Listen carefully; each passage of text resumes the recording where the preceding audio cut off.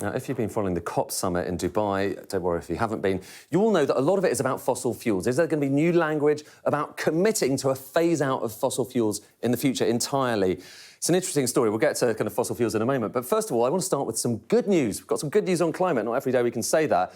Only a few years ago, the expectation was that carbon emissions around the world were going to go up and up and up. Now look at what's expected. Look, there's the line that was a few years ago.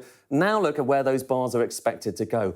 Lower actually in the future. And here's the thing, this has actually happened. This is actually last year. We are already seeing lower carbon emissions than was previously expected because we've got better wind, better solar, better batteries. And this pathway here, that's actually one of the least ambitious pathways for carbon emissions in future. So there's some really good news there.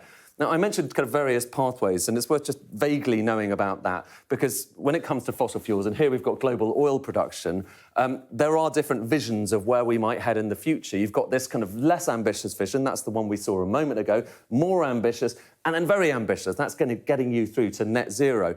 It's worth noting a couple of things. First of all, on fossil fuels, even in that really ambitious scenario, you're still seeing quite significant oil being pumped come 2050. So there's still a lot of fossil fuels out there, like it or not, on that ambitious pathway. Secondly, if you look not just at the vision stuff, but at what's actually happening out there, it's quite a different picture. This is showing you oil output according to what looks like, is actually happening in the market, and it's higher than that least ambitious of all the visions. So that's, a cause for certainly for some concern. Another thing that's just worth noting is this.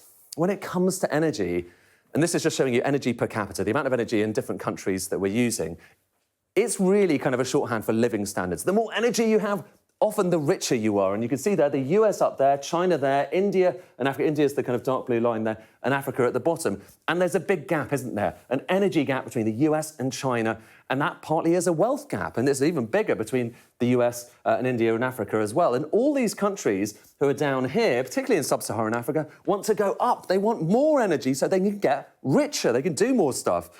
But in reality, look at what's happening with these various different plans. They're kind of similar to the ones I was showing you a moment ago. The US going down, most people seem to agree that's the most likely path. But now look at China. The trend would be like that if it just carried on where it was heading previously. But look at where the IEA thinks they should go, flatlining. And it's a similar story too for India and for Africa, basically flatlining, basically freezing around that area while the US remains pretty high. And that energy gap basically becomes institutionalized. And that's what these countries are concerned about. They're saying, before we start talking about fossil fuels, let's talk about this as well, because we have a real problem.